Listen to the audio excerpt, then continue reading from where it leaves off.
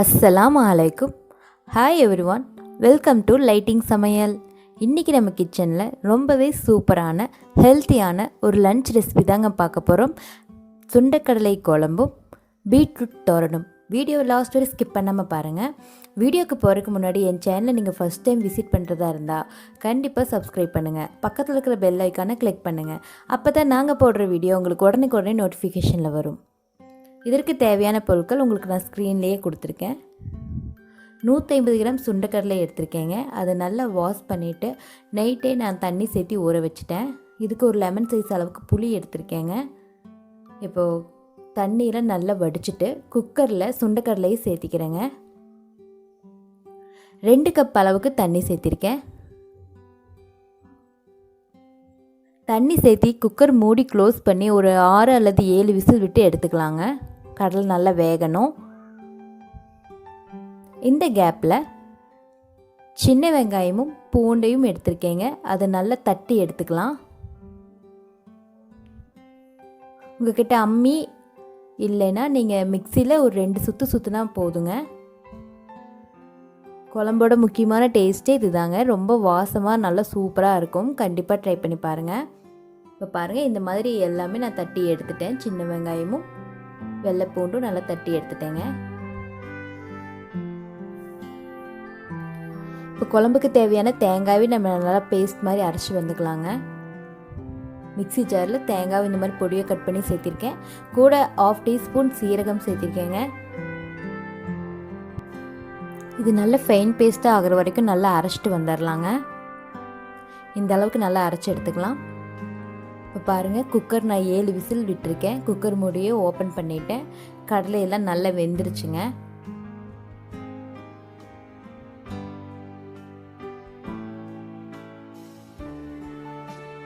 இதில் நம்ம கட் பண்ணி வச்சுருக்கிற காய்கள் கத்திரிக்காய் உருளைக்கிழங்கு சேர்த்திக்கிறேங்க. நான் காய்கள் கத்திரிக்காய் உருளைக்கிழங்கு மட்டும்தான் எடுத்திருக்கேன்.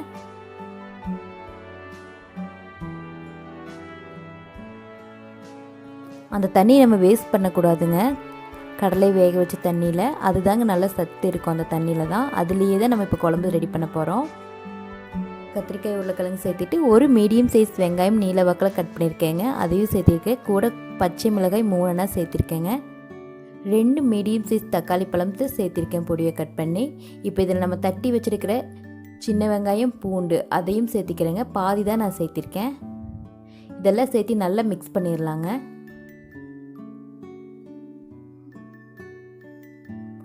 நல்லா மிக்ஸ் பண்ணியாச்சு. இந்த குழம்புக்கு தேவையான மசாலா பொருட்கள்லாம் சேர்த்திக்கலாம்.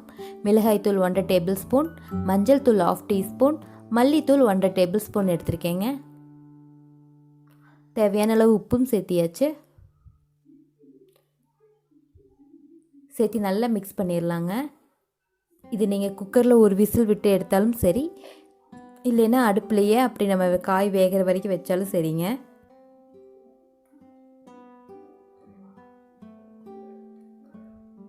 இப்போ நான் குக்கர் மூடி க்ளோஸ் பண்ணி ஒரு விசில் மட்டும் விட்டு எடுத்திருக்கேங்க. ஒரு விசில் விட்டாச்சு. நம்ம காயெல்லாம் நல்லா வெந்திருக்குங்க. ஒரு விசில் போதுமானதாக இருக்கும். இதில் நம்ம கரைச்சி வச்சுருக்கிற புளி தண்ணி சேர்த்திக்கிறேங்க. ஒரு சின்ன லெமன் சைஸ் அளவு தாங்க நான் புளி எடுத்து கரைச்சி வச்சுருந்தேன். புளி தண்ணி சேர்த்திட்டு நம்ம இப்போ அரைச்சி வச்சுருக்கிற தேங்காய் பேஸ்ட்டும் நம்ம சேர்த்திக்கலாங்க. சேர்த்து நல்லா மிக்ஸ் பண்ணி விட்டுடலாம். கண்டிப்பாக ட்ரை பண்ணி பாருங்கள். இந்த ரெசிபி சாதத்துக்கு, இட்லிக்கு, தோசைக்கெலாம் ரொம்ப டேஸ்ட்டாக இருக்கும். இந்த மாதிரி நீங்கள் டிஃப்ரெண்ட்டாக 1 டைம் செஞ்சு பாருங்கள். ரொம்ப டேஸ்ட்டாக இருக்கும். இப்போ இதுக்கு தேவையான அளவு உப்பு சேர்த்திக்கலாங்க. மேலாக மல்லி இலையும் சேர்த்திக்கலாம். சேர்த்து நல்லா மிக்ஸ் பண்ணிடலாம். தேங்காய் சேர்த்துனதுக்கப்புறம் நம்ம வந்துட்டு ரொம்ப நேரம் குழம்பு கொதிக்க விட வேண்டாங்க. ஸ்டவ் ஆஃப் பண்ணிடலாம். ஒரு 5 நிமிஷம் கொதிச்சா போதும். ஸ்டவ் ஆஃப் பண்ணிவிட்டு இந்த குழம்புக்கு தேவையான தாளிப்பு கொடுத்துக்கலாங்க. பேனில் 3 டேபிள் ஸ்பூன் ஆயில் சேர்த்திருக்கேங்க. ஆயில் நல்லா காய்ஞ்சதும் கடுகு, சீரகம், வெள்ளை உளுந்து, பெருங்காயத்தூள்,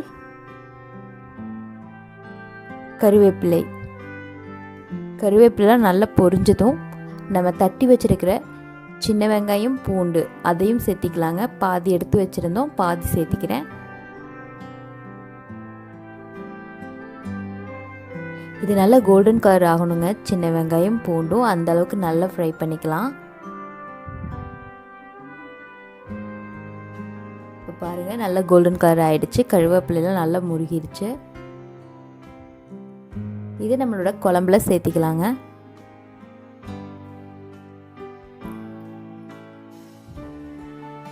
தாளிப்பு சேர்த்திக்கலாம். தாளிப்பு சேர்த்து நல்லா மிக்ஸ் பண்ணிடலாங்க. ரொம்பவே சூப்பரான சுண்டைக்கடலை குழம்பு ரெடி ஆகியாச்சு.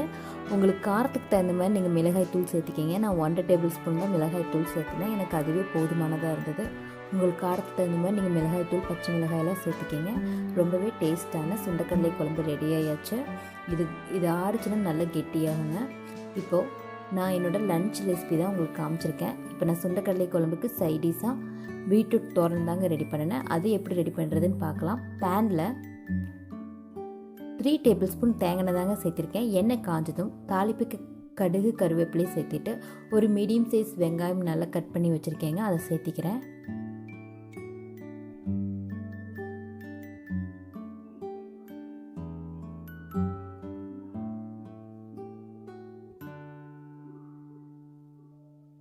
வெங்காயம் நல்லா வதங்கிடுச்சு.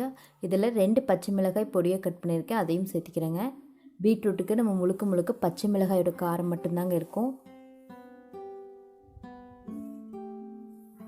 இதில் இஞ்சி 1 டீஸ்பூன் சேர்த்திருக்கேங்க. இஞ்சி நல்லா தட்டி எடுத்திருக்கேன், அதை சேர்த்திக்கிறேன்.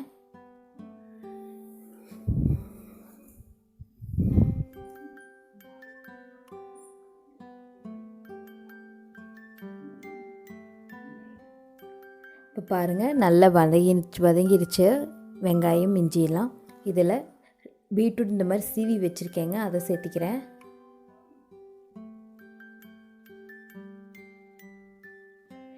பீட்ரூட் சேர்த்து நல்லா மிக்ஸ் பண்ணிடலாம்.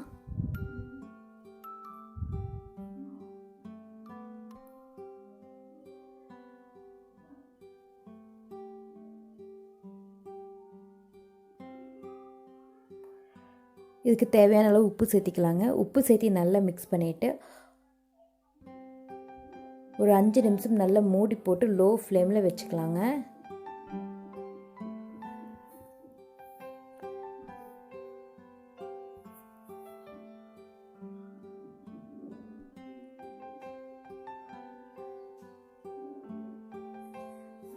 பாருங்கள் பீட்ரூட் ஓரளவுக்கு நல்லா வெந்திருக்கு.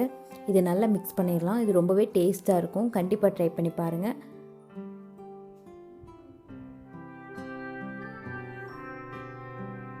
இதுக்கு தேவையான அளவு தேங்காய் சேர்த்திக்கலாங்க. தேங்காய் துருவல் சேர்த்து நல்லா மிக்ஸ் பண்ணிடலாம்.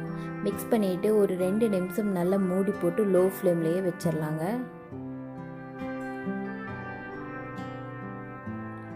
அவ்வளோதான், நம்மளோட சூப்பரான பீட்ரூட் தோரன் ரெடி ஆயாச்சுங்க. கண்டிப்பாக ட்ரை பண்ணி பாருங்கள். சுண்டைக்கடலை குழம்பும் பீட்ரூட் தோரனும் சூப்பராக இருந்தது. கண்டிப்பாக ட்ரை பண்ணி பார்த்துட்டு எப்படி இருந்தால் எனக்கு கமெண்ட் பண்ணுங்கள்.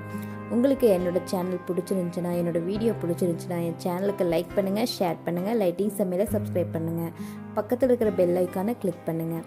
ஓகே ஃப்ரெண்ட்ஸ், லைட்டிங் சமையலை வாட்ச் பண்ணதுக்கு நன்றி. மறக்காமல் உங்கள் ஃப்ரெண்ட்ஸுக்கெல்லாம் ஷேர் பண்ணுங்கள். Thanks for watching.